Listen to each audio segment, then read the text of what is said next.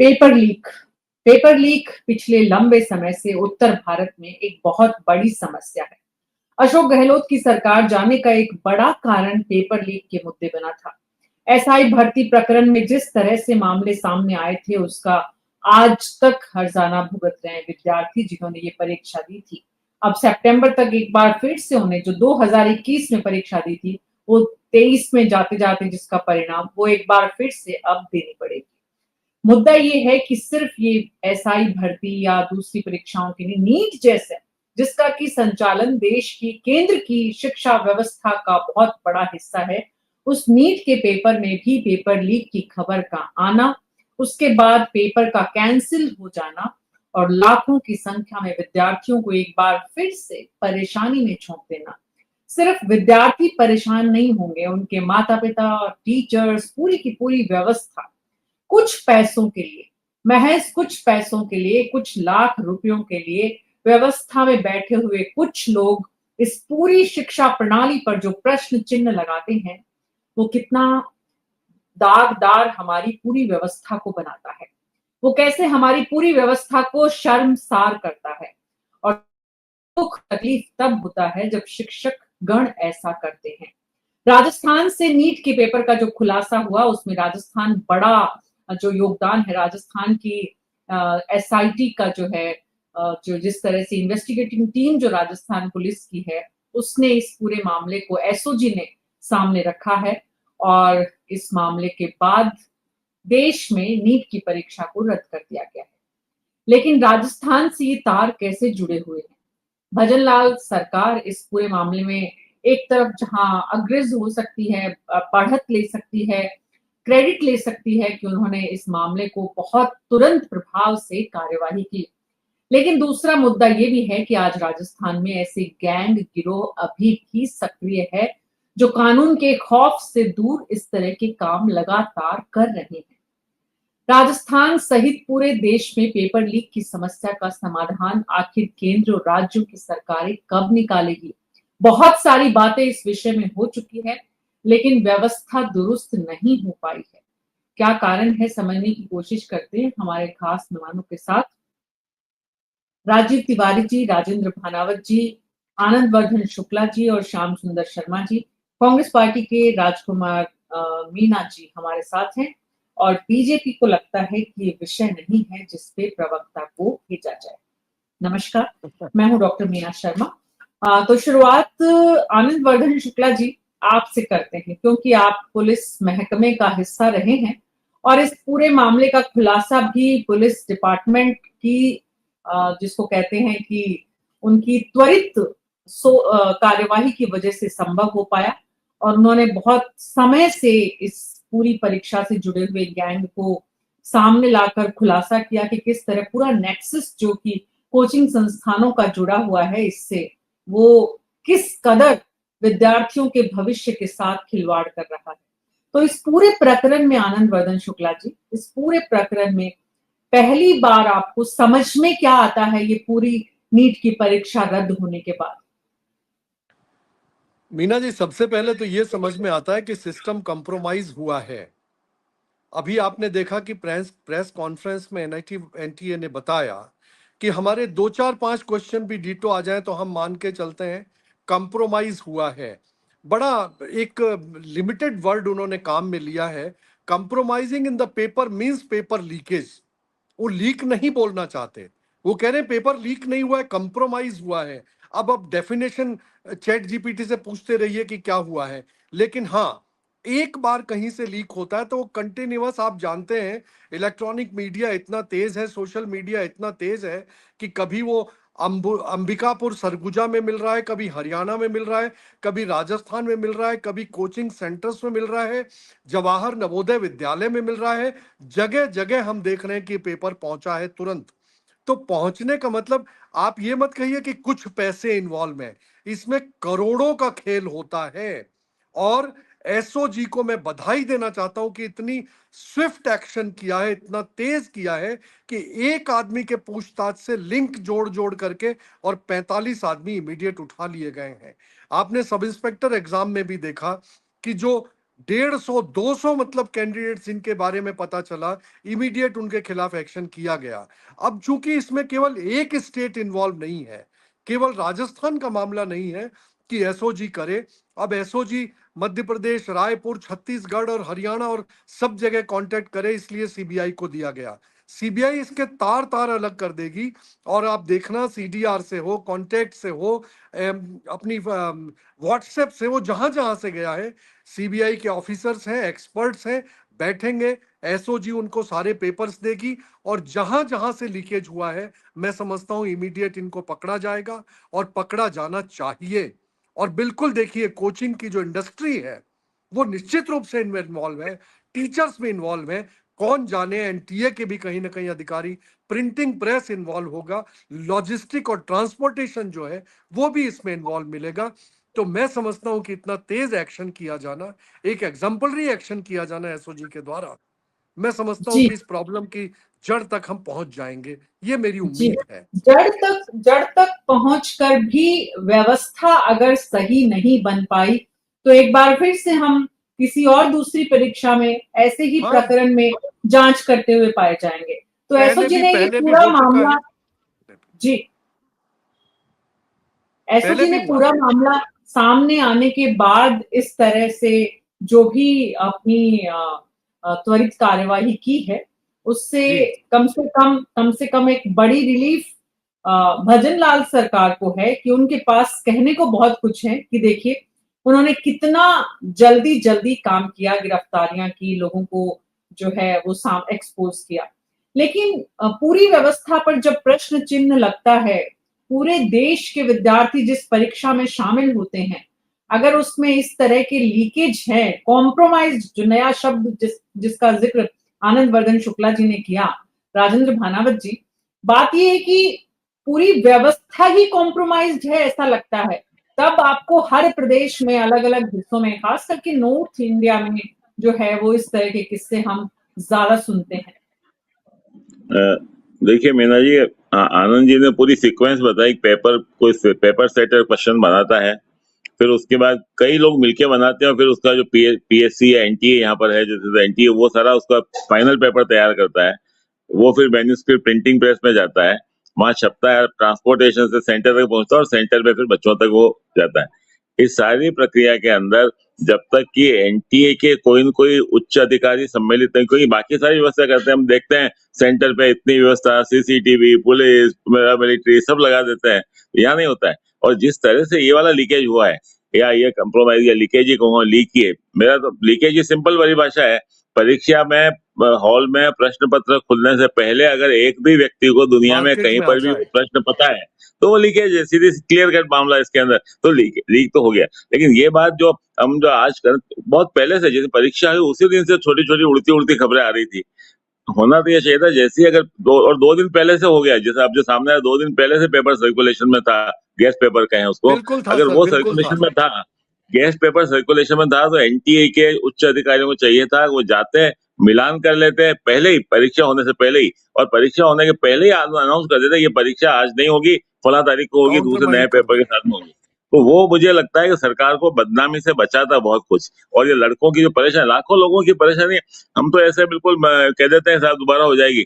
1 करोड़ लोग प्रभावित हुए हैं, कम से कम 25 लाख, अगर 24 लाख बच्चे हैं, हर एक के परिवार में 3 4 5 लोग होते हैं, फैमिली है। तो 1 करोड़ 1.25 करोड़ लोगों की मानसिक स्थिति की कल्पना कीजिए कि किस प्रकार से उनकी मानसिक स्थिति होगी। और मैं ईश्वर से प्रार्थना करता हूँ इनमें से कोई ऐसा कोई कदम ना उठाए जो कोई किसी जीवन के लिए कोई नुकसान पहुंचाए। लेकिन इसको भी आप बिल्कुल रूल आउट नहीं कर मान सकते। सकते हैं। हाँ, मतलब कुछ भी हो सकता, लेकिन इसमें सवाल ये है, ये मैं एक सवाल जो सभी लोगों के सामने रख रहा हूँ और सरकार के सामने भी है। आज तक जितने लीक हुए, पिछली जो 24 में भी हमने शायद इसी प्रकार से चर्चा की थी, लीक, और आज तक कभी सार्वजनिक रूप से नहीं पता है कि एनटीए के किस चेयरमैन, किस डीजी को जेल भेज दिया गया हो, किसको सजा हो गई हो, किसी को या तो हो सकता है प्रमोशन पाकर के उच्च पदों पर चले गए हो, ये भी संभव है, उसके अंदर बहुत सारे लोग। तो जब तक जिन लोगों के कारण लाखों बच्चों का भविष्य दांव पर लगा है, उनके विरुद्ध कोई जिसको कहते हैं सिंबॉलिक नहीं, सैल्यूटरी, और जिसको कहते हैं इफेक्टिव एक्शन, इफेक्टिव का मतलब होता है आजीवन जेल में सड़े वो लोग जिनके कारण इस तरह की स्थिति होती है। आपको शायद सबको पता है कि एमबीबीएस में एडमिशन के लिए 50 लाख से 1 करोड़ रुपए तक लोगों को प्राइवेट कॉलेजेस में लिए जाता है। और ये कोचिंग इंस्टीट्यूट भी इसका बड़ा हिस्सा है। आजकल हम विज्ञापन देके हमारे इतने सेलेक्ट हुए और वो भ्रमित करते हैं लोगों को कि, और अब लग रहा है कई बार कि कैसा सेलेक्ट हुआ है, बढ़ा के सेलेक्ट कंप्रोमाइज हुए सर, या इस तरह से कंप्रोमाइज। करके, क्योंकि पढ़ाने में जितनी मेहनत करनी पड़ेगी और शॉर्टकट का तरीका ढूंढ लिया लोगों ने कि 2 4 5 10 15 करोड़ रुपए खर्च करके एक जगह से पेपर सेटर से भी हो सकता है, ये प्रेस से भी हो सकता है, कहीं किसी भी स्तर पे हो सकता है, लेकिन इसका एक ये तो ट्रांसपोर्टेशन में बिल्कुल हो गलत, सकता क्योंकि सजा जब तक नहीं मिलेगी, मुझे नहीं लगता है कि आज भी कोई व्यक्ति बाहर नहीं होगा, कोई जेल में सड़ रहा होगा 2 साल 3 साल पहले कि पेपर लीक होने वाले जमानत हो गई होगी सबकी, सब अपने केस चल रहे होंगे और थोड़ी देर बाद पढ़ेंगे सुनेंगे हम क्या कि सबूत किया, साक्ष्य किया, अभाव में सबको बरी कर दिया गया है। ये भी सुन ले तो हमें कोई बहुत आश्चर्य नहीं होना चाहिए जो स्थिति है। एक केवल छोटा सुझाव है कि ये आईआईटी की परीक्षा भी होती है, कई सारी होती है आजकल, 10 20 हजार 50 हजार क्वेश्चन बैंक बना लीजिए, रेंडमली सवाल आ जाएंगे, बच्चा जब जाता है अपने बैठे वो टर्मिनल के ऊपर उसके कंप्यूटर लेके बैठे, लैपटॉप लेके बैठे, ऐसे कई परीक्षा होती, केट की होती है, जो हर बच्चा अपना पेपर खुद बना लेता है, मतलब रेंडमली, ये बिल्कुल पॉसिबल है। एक जैसे डिफिकल्टी के 500 500 1000 क्वेश्चन डाल दें अलग अलग सेक्शंस में और लड़का ड्रॉप डाउन करके रेंडमली उसके पास जो सवाल आ जाए उसका कर ले उसमें। आज के तकनीकी युग में, आज के इस तरह के आगे मॉडर्न टाइम्स के अंदर ये ट्रेडिशनल सिस्टम ऑफ एग्जामिनेशन जहाँ स्टेक्स इतने ऊंचे हों, मतलब centralisation means centralisation of corruption, centralisation of authority and centralisation of everything. एक पूरे देश के सैकड़ों हजारों सेंटर्स की ओर एक जगह पेपर लीक हुआ, पूरे देश के लाखों बच्चों का भविष्य एकदम दांव पे लग गया। तो ये जो व्यवस्था में, दो ही चीजें अंत में कह सकता हूँ, व्यवस्थागत परिवर्तन परीक्षा में करना पड़ेगा अगर भविष्य में ऐसी स्थिति नहीं आए तो। दूसरा, जिनका ऐसा हुआ है उन लोगों के खिलाफ क्या कार्रवाई हुई पब्लिक करे ना सरकार उसको। अब तक सैकड़ों ओपन कराएं। 50 बार पेपर लीक हुआ अलग अलग परीक्षाओं के, किसको सजा हुई, कौन जेल में सड़ रहा है आज? वो माँ बाप तो बेचारे कई बच्चे खो चुके होंगे, अपने कर्जा लेकर के कोचिंग में 2 2 4 4 5 5 लाख रुपए करते हैं, पूरा जीवन दांव पे लगा देते हैं। आप देख लीजिए जयपुर में जगह जगह वो बैग पैक लेके भागते हुए बच्चे नजर आ जाएंगे आपको हर गली मोहल्ले के अंदर। ऐसी स्थिति के अंदर बच्चों के भविष्य के साथ जो खिलवाड़ हो रहा है उनमें अक्षम्य अपराध है और सजा भी उसी प्रकार से होनी चाहिए। और सजा जो दी गई है उसको दिखाना चाहिए लोगों को, क्योंकि देखिए डर तो होता है ना सजा का, अगर किसी को लगता है कि no problem, low risk high gain, risk तो है ही नहीं, कुछ होनी है, सजा तो 5% चांस नहीं है और गेन करोड़ों का है। और करोड़ों के गेन में एनटीए के डीजी को आज तत्काल डिसमिस कर दिया जाना चाहिए था। उसके दोष है या नहीं मैं नहीं कहता हूँ व्यक्तिगत, लेकिन एक कार्रवाई का प्रभावी कार्रवाई आज मैसेज जाए, एनटीए के मैसेज। चेयरमैन और डीजी को हटा देते आप इमीडिएटली, तो लगता है कि सरकार बहुत जी गंभीर है इसके अंदर। तो मुझे जी बहुत सारी बातें कह सकता हूँ, लेकिन फिलहाल मैं अपनी बात को यहाँ तक सीमित करते हुए कहना चाहता हूँ कि जो हुआ है बच्चों के जिसके घरों में बच्चे हैं वो जानते हैं उन पे क्या बीत रही होगी। इस समय हम भले ही बैठ के चर्चा कर रहे हैं, लेकिन उनकी मानसिक स्थिति क्या होगी। ये और मैं चर्चा तो इसीलिए की शुरू जा में रही कहा है चाहता हूँ राजेंद्र करने। भानावत जी, ये चर्चा इसीलिए की जा रही है कि ऐसा करने वाले जो लोग हैं व्यवस्था से जुड़े हुए उन तक ये बात पहुंचे। देश की नहीं, शिक्षा अच्छी मंत्री अच्छी बात आज मीना जी आज एक बार, बड़े एक मिनट मीना जी, एक छोटी सी हाँ बात और कह दूं। अच्छी अच्छी बात केवल ये है कि इन्होंने तत्काल निर्णय ले लिया। एक प्लस पॉइंट मैं मानता हूँ इसमें, जो भी हुआ निर्णय तत्काल ले लिया। सब इंस्पेक्टर जैसे अपन ने कम से कम इसी पे 10 15 बार डिबेट की होगी, हाँ जी 3 साल लग गए उनको परीक्षा को कैंसिल करने के अंदर, और वो बिल्कुल ट्रेनिंग ले ली, तनख्वाह लेते रहे, करते हम जितने भी पैनलिस्ट बचा, राजीव जी और श्याम सुंदर जी, हम कहते रहे वही कर दो, लेकिन 3 साल लगा दिए। तो कम से कम ये बात अच्छी है, इमीडिएटली हो गया। अब सप्ताह 10 दिन के अंदर परीक्षा हो जाए और कुछ चेंजेस के साथ हो तो शायद अब दोबारा हमें इस विषय पर चर्चा नहीं करनी पड़ेगी कभी। जी, निश्चित रूप से। लेकिन बात ये है कि केंद्र सरकार जहाँ एक तरफ तो हम युद्ध की आपदा से परेशान हैं, कहा जा रहा है कि सोना कम खरीदना है, पेट्रोल नहीं जलाना है, गाड़ियाँ नहीं निकालनी है। मतलब एक तरफ तो युद्ध स्तर पर हम ऐसी तैयारियाँ कर रहे हैं जहाँ अपने रिसोर्सेज़ को हमें जो है वो कैसे बचाना है, सिंचित करना है, ये देश के प्रधानमंत्री समझा रहे हैं। और वहीं दूसरी तरफ रिसोर्सेज़ का इतना दुरुपयोग राजीव तिवारी जी। देखिए, अब वो होता है ना कि एक पुरानी कहावत है बाड़मेर के रेलवे की, guard Gopal Das not responsible, husband of the cow ले ऑन द ट्रैक, लो सो यार मैं चलो। Train derailed, guard Gopal Das not responsible. तो वही हमारे प्रशासन की स्थिति है। प्रशासन किसी चीज के लिए जिम्मेदार नहीं है। और आप कह रहे हो अभी कि साहब एसओजी की पीठ थपथपा रही है, यहाँ सरकार पीठ थपथपा रही है, किस बात की? बेचारे बच्चों की पीठ थपथपानी चाहिए जो पुलिस में गए थे, उनकी एफआईआर दर्ज नहीं हुई, उन्होंने विद प्रूफ एनआईटी को एनआईटी को भेजा सारी, उसके बाद वहां से डीजी के पास सारी इंफॉर्मेशन आई, उसके बाद जाके वो, और 1 महीने पहले से आपके पूरे सीकर में वो, और न जाने कहाँ कहाँ किन किन स्टेट्स में घूम रहा होगा वो गैस पेपर। और हमारे यहाँ की तो ये 5 जो सिटी थी उनको आपने सेंसिटिव घोषित किया हुआ था, वहां पे हाई अलर्ट पे थी सारी एजेंसियां, फिर क्यों नहीं किसी को पता पड़ा कि ये गैस पेपर बाहर है? अब हम जब सारी चीजें आ गई और हमने वो बता दिया कि साहब हमने सब खोल दिया, अरे भाई 120 क्वेश्चन उसमें थे गैस पेपर में, जब आपके पास वो आया तो उसको अगर आप ओरिजिनल पेपर से मिलाएंगे तो 120 तो थे ही उसमें। उसमें आपने कौन सा बहुत बड़ा तीर मार लिया? अभी तक आप एनईटी के डायरेक्टर को, जैसे अभी भानवत साहब कह रहे थे, उनको आपने क्यों नहीं डिसमिस किया? और दूसरे जो रिस्पॉन्सिबल है उनको क्यों नहीं डिसमिस किया, अरेस्ट क्यों नहीं किया उनको? आपने किस इंस्टीट्यूट वाले को, जो कोचिंग इंस्टीट्यूट वाले को अरेस्ट कर लिया? किस पे आपकी निगाह गई? अभी तो आप खाली काउंसलर्स को ढूंढ रहे हो, या उन ई मित्र वालों को ढूंढ रहे हो, या फोटो स्टेट वालों को ढूंढ रहे हो। मतलब पूरा हाथी निकल जाए, आप चींटी पे चप्पल चलाते घूम रहे हो, क्या चक्कर है भाई? अब तक आपको 1 महीने से सारी चीज हो रही है इस पूरे देश में, आपने क्या किया ये बताइए ना। जब वो बच्चे ही बेचारे जब गए और पुलिस ने उनकी एफआईआर दर्ज नहीं करी, और कल तक किसी भी एजेंसी ने एफआईआर दर्ज नहीं की थी, आज भले ही करी हो मुझे पता नहीं, और आज तो जब परीक्षा ही रद्द हो गई और सीबीआई के पास केस पहुंच गया तो निश्चित रूप से हो गई होगी, लेकिन कल तक तो एफआईआर ही दर्ज नहीं हुई थी, तो हम किस बात की पीठ थपथपाएं? आप ये देखिए इससे बड़ा मजाक क्या होगा इस देश के साथ, कि आज के अखबारों में ये जो इंस्टीट्यूट है वो विज्ञापन देने लग गए, नीट रिपीट। इससे बड़ा मजाक इस देश के साथ और क्या होगा, कि पहले से ही उन्होंने विज्ञापन भी तैयार कर रखे हैं 50-50 लाख रुपए के। जब आप, ये तो हो गया, रद्द हो गई, अब आप अगले की तैयारी के लिए भी हमारे पास आ जाओ। बहुत ही दुर्भाग्यजनक मतलब इससे स्थिति है। शर्मनाक इस देश के प्रशासन के लिए क्या होगा, मेरी समझ में नहीं आता, कर क्या रहा है हमारा प्रशासन। और और हम प्रशासन और संसद में प्रशासन की दुनिया भर आशा, के लिए हर उसके लिए हम नए नए नियम कानून बना रहे हैं, वहां संविधान संशोधन कर रहे हैं। अरे इसके लिए भी करो ना आप, कि अगर बच्चों के भविष्य के साथ जो खिलवाड़ करता है उसको फांसी की सजा होगी।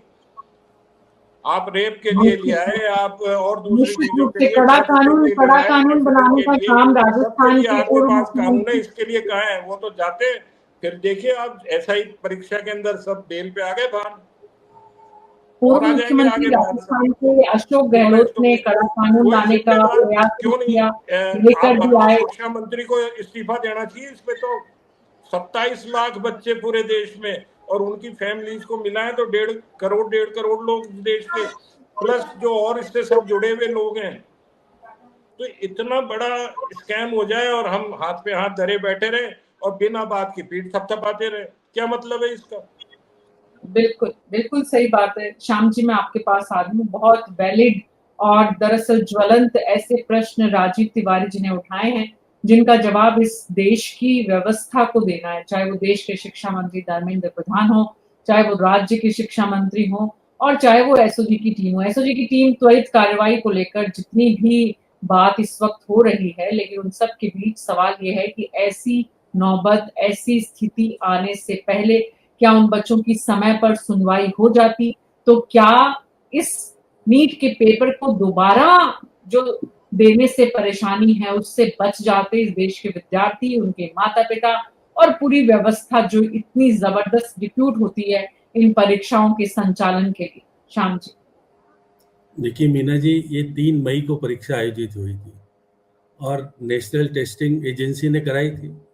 पहली बार नहीं है कि पेपर लीक होने की बात पहली बार आ रही हो।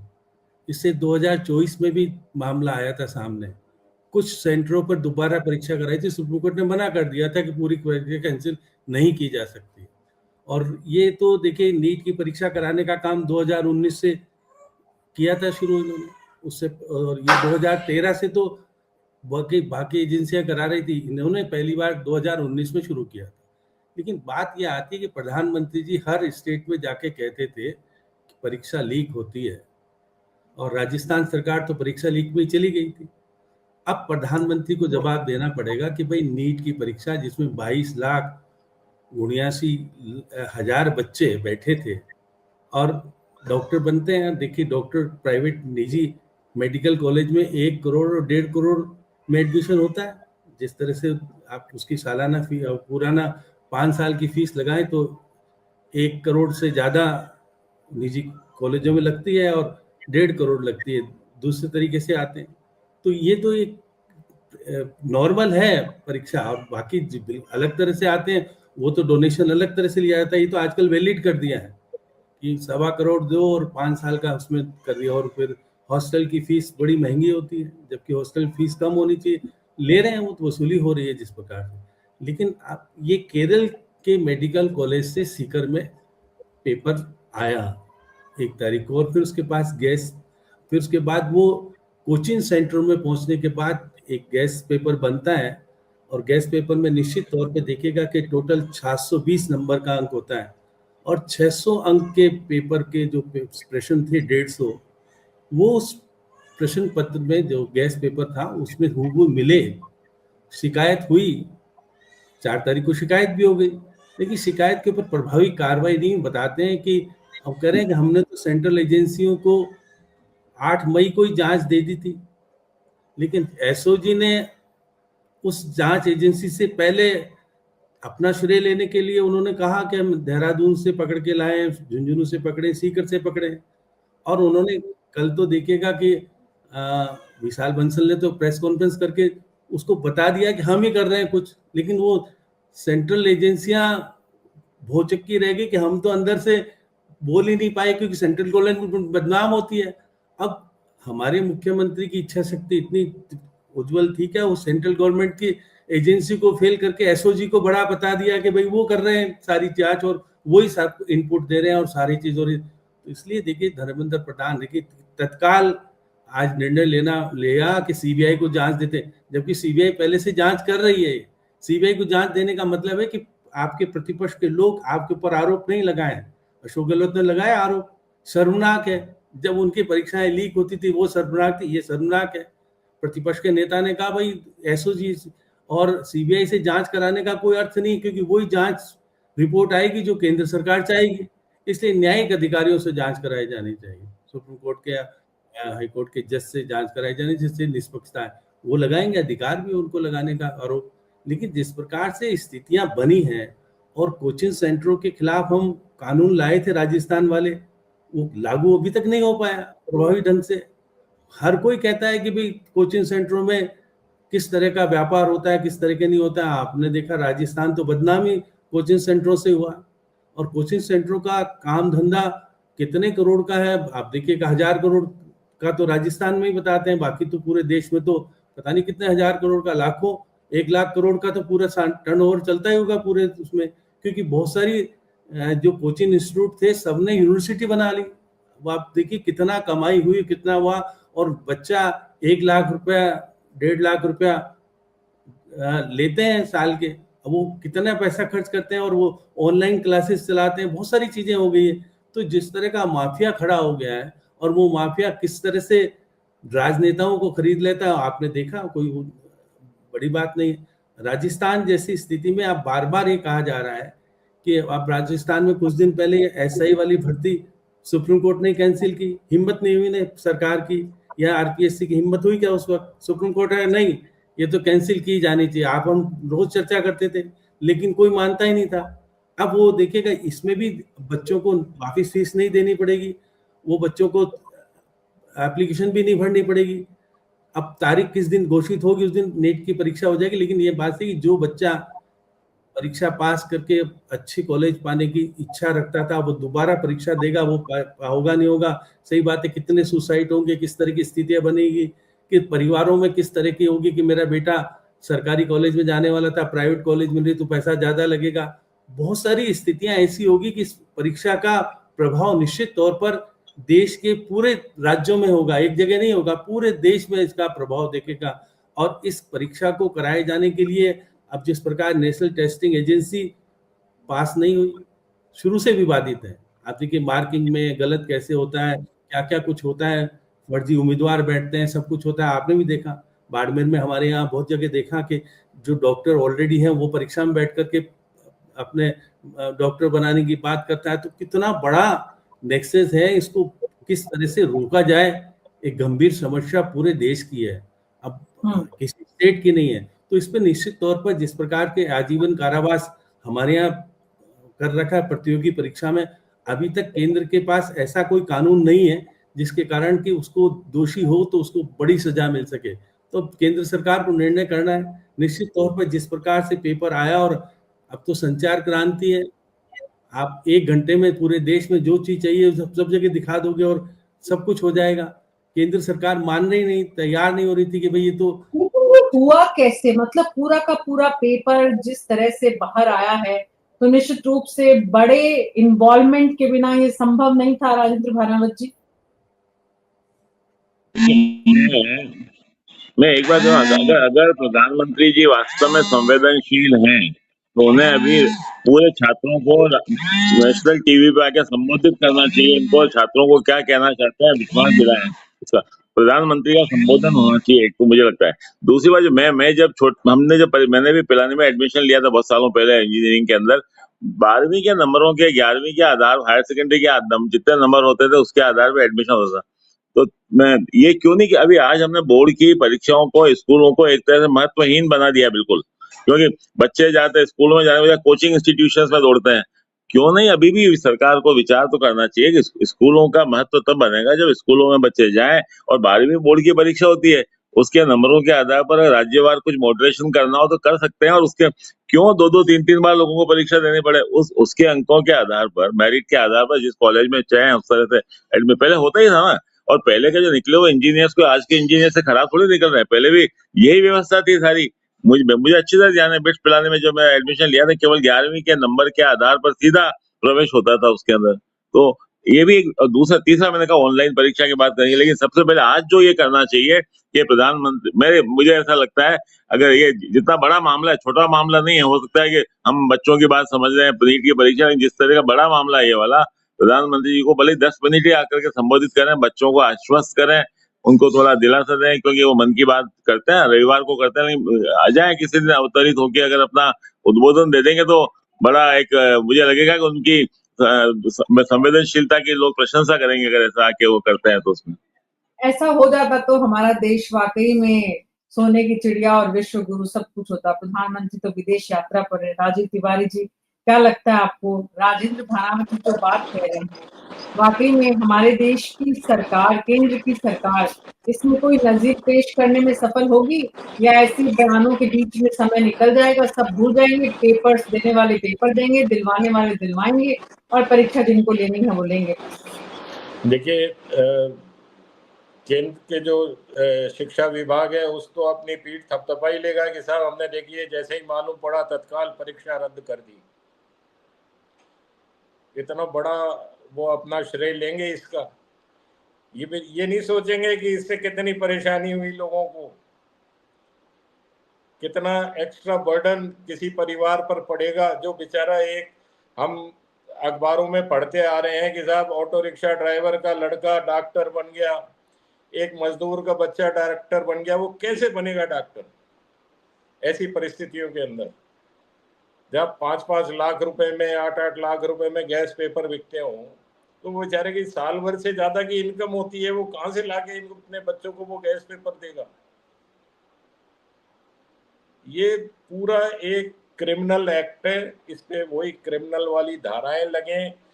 अगर खुदा ना खास्ता, मैं नहीं चाहता, भगवान से प्रार्थना है कि कोई बच्चा कोई गलत कदम ना उठाए, अगर पूरे देश में कहीं भी कोई लगता हो तो एनटीए के चेयरमैन पर हत्या का मुकदमा दर्ज होना चाहिए। क्यों एक भी जान इस देश में लापरवाही और ये शिक्षा विभाग की अकर्मण्यता की वजह से जाए? क्यों कोई परिवार इनकी जो धन की धन लोलुपता है उसकी वजह से शिकार बने उसका। जी तो ये सारी चीजें देखनी पड़ेंगी। और जहां तक प्रधानमंत्री का है वो अपना देखिए क्या निर्णय करते हैं। अब हम तो क्या बता सकते हैं उनको, वो जो निर्णय करेंगे अच्छा ही करेंगे। जी, उम्मीद करते हैं उम्मीद तो अच्छा ही उम्मीद तो कर सकते हैं, उम्मीद तो हाँ कर ही वही उम्मीद सकते ही हैं। कर रहे हैं सब। कायम वही है, तो उम्मीद ही कर उम्मीद सकते हैं। एक तो नागरिक क्या कर सकता है, उम्मीद ही कर सकता है कि हाँ हमारा कोई देश के भले का काम होगा। अब देखिए क्या होता है। जी जी, बहुत बहुत शुक्रिया आप सबका इस चर्चा में शामिल होने के एक लिए। मीना जी, देश एक बात मैं कहना चाह रहा हूँ, एक बात। जी जी जी जी श्याम जी। अब देखिए कि वोटों की राजनीति होती है तो प्रधानमंत्री जी संबोधन करते हैं। अब भानावत जी तो एजुकेशन में रहे हैं, भानावत जी पत्र लिखें, वो पत्र को हम सार्वजनिक करने के लिए तैयार हैं। सुझाव दे तो सही कम से कम, क्योंकि ये एजुकेशन में लंबे समय तक रहे हैं और ये जानते हैं किस प्रकार की स्थितियां बनती है। मैं लेकिन अपने वोटों की सार्वजनिक तौर से राजनीति, लिखता रहता हूँ अपने संपादकीय के माध्यम से श्याम जी में जो नहीं है। आपको कम से कम एक पत्र प्रधानमंत्री जी के नाम लिख दो जो आप कह रहे हो, तो हम भी उसको छाप पाएंगे, हम भी चर्चा कर पाएंगे कि भाई इनका सुझाव है कि उन छात्रों को कम से कम दिलासा तो दे दो। आपने वोट तो मांग लिए थे संबोधन करके, अब आप ये भी कह दिया कि सोना मत खरीदो, पेट्रोल मत कम खर्च करो, लेकिन आप सारे मुख्यमंत्रियों को शपथ ग्रहण बुलाते हो। क्यों बुलाते हो? वो तो शक्ति प्रदर्शन है। इसलिए से बहुत सारी चीजें कहने करने में बड़ा अलग तरह लगता है। ठीक है।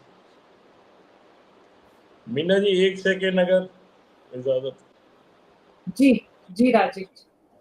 मैं जो भानावत जी की बात का बिल्कुल मैं समर्थन करता हूं उसका, कि जो पहले हमारे यहाँ MREC वगैरह सब में 11th के मार्क्स के हिसाब से कट ऑफ बनती थी और उसी के हिसाब से होता था। पहला काम तो सरकार को ये करना चाहिए कि ये जो कोचिंग इंस्टीट्यूट है इन पर शिकंजा कसना चाहिए। जो वाकई जेन्युइन है ठीक है, उसकी एक लिमिट तय करनी चाहिए कि आप 100 रुपए महीना या 200 रुपए या 1000 रुपए महीना ज्यादा फीस नहीं ले सकते। आप बच्चे को ऑनलाइन, अब तो ऑनलाइन का जमाना है, ऑनलाइन पढ़ाएंगे उसको, किसी शहर में आके किसी हॉस्टल में रुकने का में रहकर पढ़ाई करने का, उस पर प्रेशर बनाने का, वो सारी चीजें, वो एक ऐसा कानून बनाना चाहिए सरकार को। जब तक ऐसा नहीं होगा कोई ताकत इस देश में पेपर लीक नहीं रोक पाएगी, ना ही छात्रों के भविष्य से खिलवाड़ को कोई रोक पाएगा। भले आप कितने प्रयास कर लें, कितने कानून बना लें, जब तक जी ये माफिया पूरा सक्रिय है तब तक कुछ नहीं हो सकता।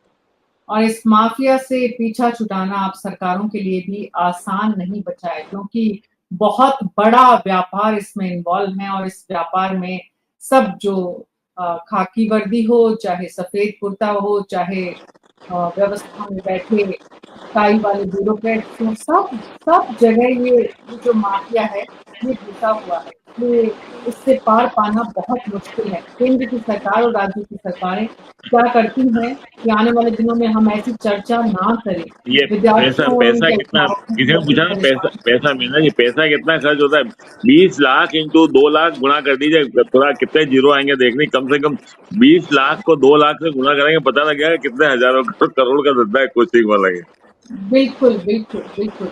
लाखों तो करोड़ का ऐसे है। में सरकार क्या सोचती है, क्या करती है, और इन तमाम प्रश्नों को जो इस चर्चा के दौरान उठाए गए हैं, सरकार कितना सुनती है, उसी से पता चलेगा कि आने वाले दिनों में हम ऐसी कितनी चर्चाएं कम करें, कम कर पाए। बहरहाल अभी तो जिस तरह की व्यवस्था है उसमें कोई बहुत ज्यादा गुंजाइश बचती नहीं है। बार-बार पेपर लीक की खबरें सामने आती हैं।